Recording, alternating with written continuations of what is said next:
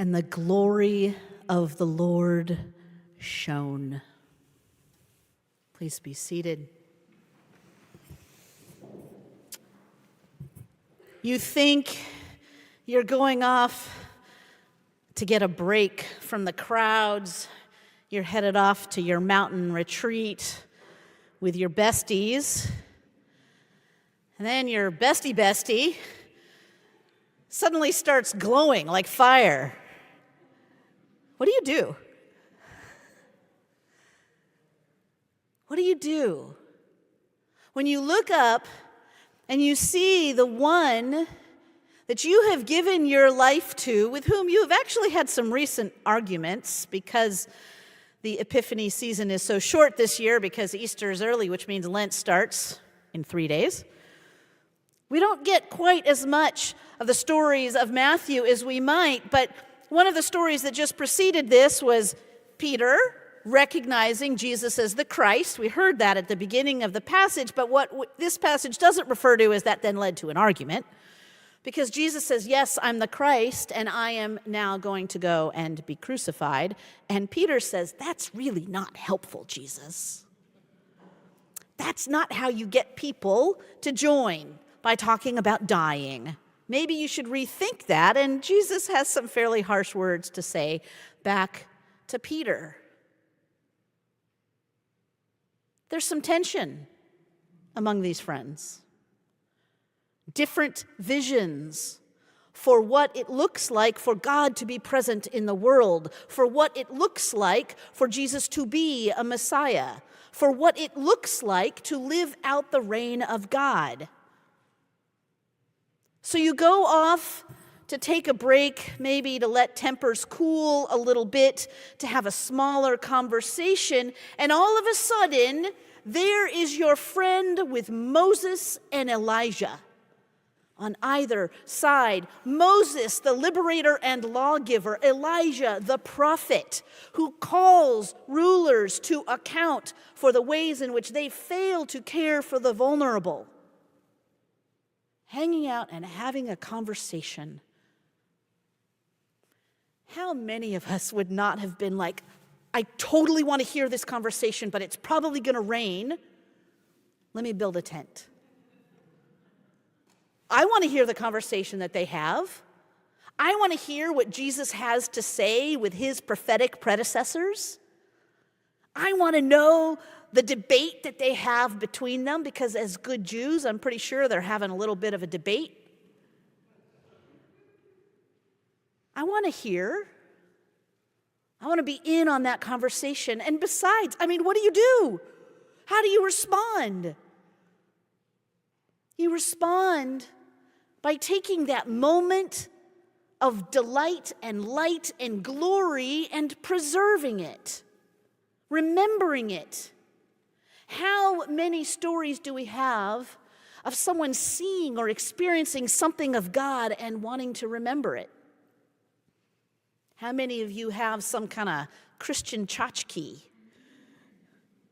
that you hold on to because it means something to you? It reminds you that God is present in the world, right? We are a people of sacrament, and what that means is God is everywhere and in all things. And sometimes, though, there's something that helps us remember and hold on to an experience and a moment. Every pilgrimage in the world is based around preserving, building a tent around a memory, an experience that we want to hold on to. I saw Mary here. Mary appeared to me and offered me healing, and I'm going to go back to that place because at least in a world where it doesn't feel like God is present, I know that at one point God was present here, so I'm going to go back there. And you know what? I'm going to bring my friends and some kids. They're going to come and keep me company while I just go pray. And the next thing you know, you have the Camino de Santiago. You have every pilgrim site around the world where God has somehow been present in a way that moved us, that shifted us, that changed us. And so Peter's response is so perfect. Matthew and Luke don't like Peter's response so much, but Matthew has no condemnation of Peter's response. Let me build you a tent. If you would like Jesus, let me build you shelter so this thing can keep happening. And this thing is an undeniable sign, remembrance, resonance of how God has shown up in God's people of Israel. Moses went to the mountain and his face shone. Moses, 40 days fasting on the mountain. Jesus, 40 days fasting in the desert. So many connections in this moment with how God has always faithfully shown up to God's people. And then a voice comes from heaven and says, "This is my son with whom I am well pleased. Listen to him."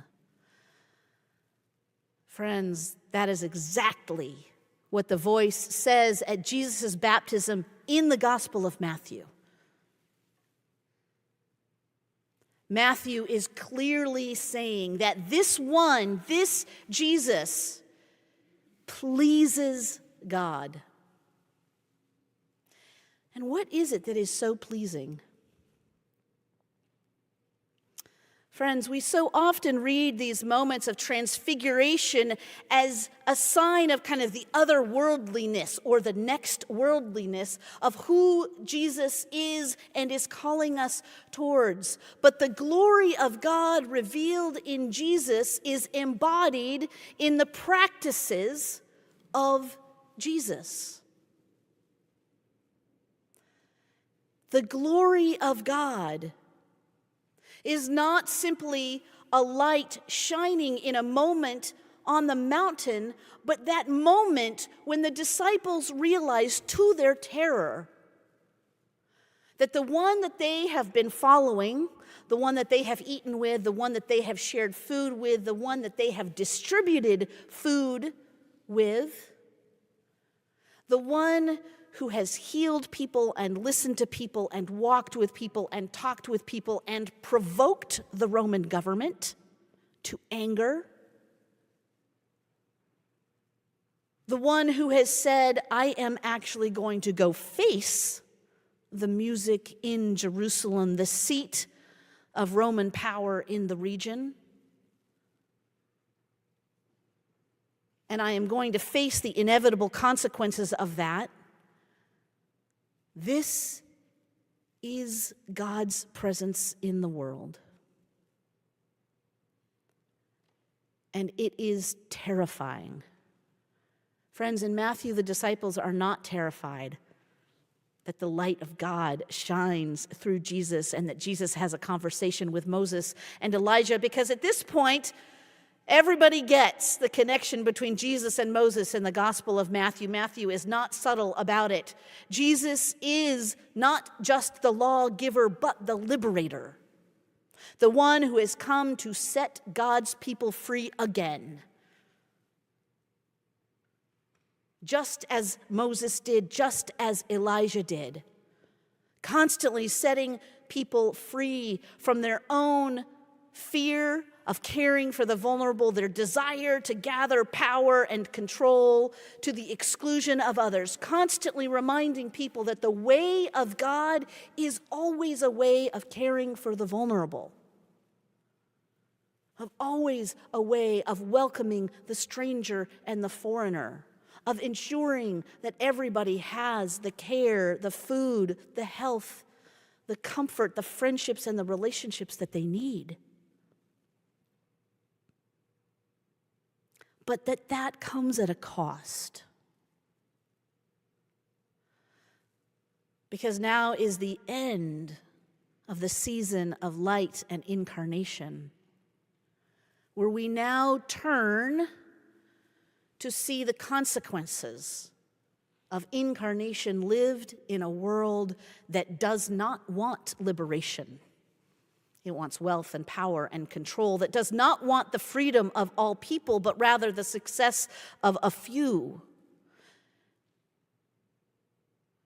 the consequences of living in a world where power and money are gathered at the expense of people of color, of people of queer bodies, of people of non-traditional relationships, of people of foreign birth.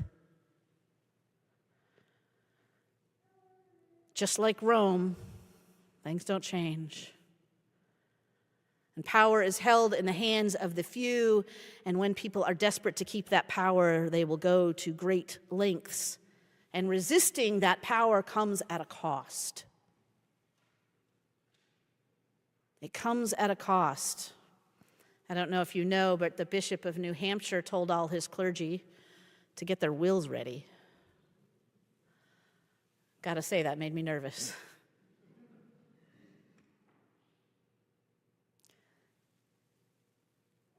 But that is what it is to be a Christian.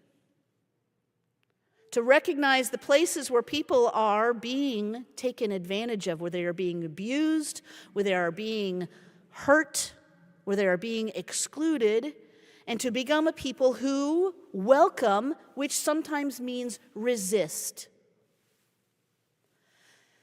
And that is terrifying. It is terrifying.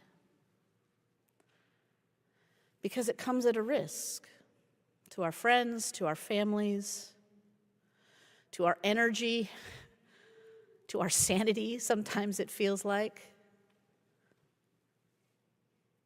But the glory of God is not in the amassing of power. It's not in having control. It's in offering love to all of those who need it. That is the reign of God. The glory of God is indeed revealed in places that are beautiful, places that remind us of the beauty of God and of creation.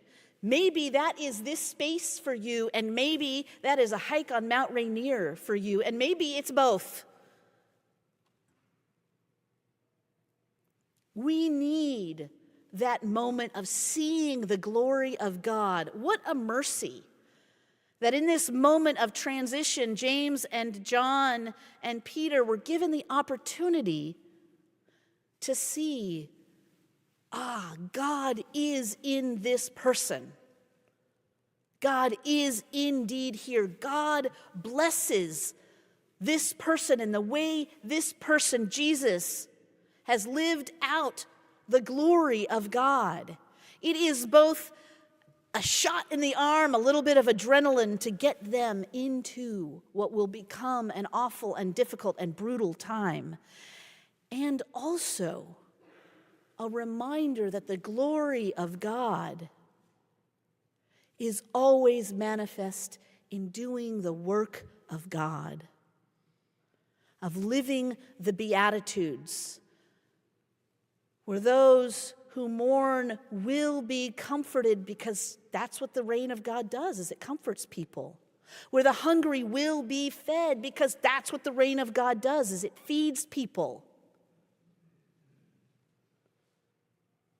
The Transfiguration, that glory to glory, is the promise that by living as a people who care for one another in our vulnerability, that cares for our neighbor in our vulnerability, that resists the ways in which evil wants to kill and hurt and destroy people made in God's image. A reminder that that is God's glory. That is where the light shines, my friends. When we actually live and practice this crazy, radical community of love and compassion and justice. Lent begins on Wednesday. I was told that all the flyers that I put out have the wrong dates. So Tuesday, we gather to burn the palms and celebrate Mardi Gras. There will be corn cakes instead of pancakes for y'all, and vegetarian options, and we celebrate the end of this time, that time when traditionally in the church we have put aside and finished out all of our meats and our cheeses and our butters, to then turn on Ash Wednesday, where we will be reminded with the ashes of the palms that we burnt, we will be reminded that we are dust. That we are dust, and that core to our life is an acknowledgement of truth, and that truth is often that we have failed one another, we have failed those who are vulnerable around us, and we will engage as a community in a practice of regular confession before God. Some of us may fast. The bishop of our diocese has actually asked that all people consider a fast. I commend to you his email. I will probably link to it in the newsletter. He has a specific way of doing a fast. My wife and I will become vegetarians for Lent. That is one traditional fast of the church. Putting aside the richness as a reminder that food is a core place where both injustice is practiced and compassion is shared and received. Today is that linchpin. It is that linchpin where we have a moment to reflect on the delight and the glory of God that shines through even in the most difficult of times, and a reminder that the way in which that glory looks in the world around us is when you share a sandwich with a friend or a stranger. Friends, as we enter into Lent, hold on to the ways in which God has been revealed to you. In a beautiful sunset or sunrise, in a moment of surprised prayer where maybe the voice of God spoke to you, in the beauty of music that restores your soul when nothing else might, in the glory of a courtyard clean. Wherever God is, spend some time this week reflecting on when have you tasted and seen the glory of God, and know that that glory of God continues even as we turn to a season where we will name the ways in which we have failed to live that glory. Because the promise is that we do get to live that glory. The glory revealed on the mountaintop in the face of Moses, and the glory revealed on the mountaintop in the face of Jesus is the glory that has been promised to each and every person made in the image of God. I would actually argue each and every bit of God's creation will be filled and suffused with the light of God, a way of living that knits us together in love and compassion and justice. Amen.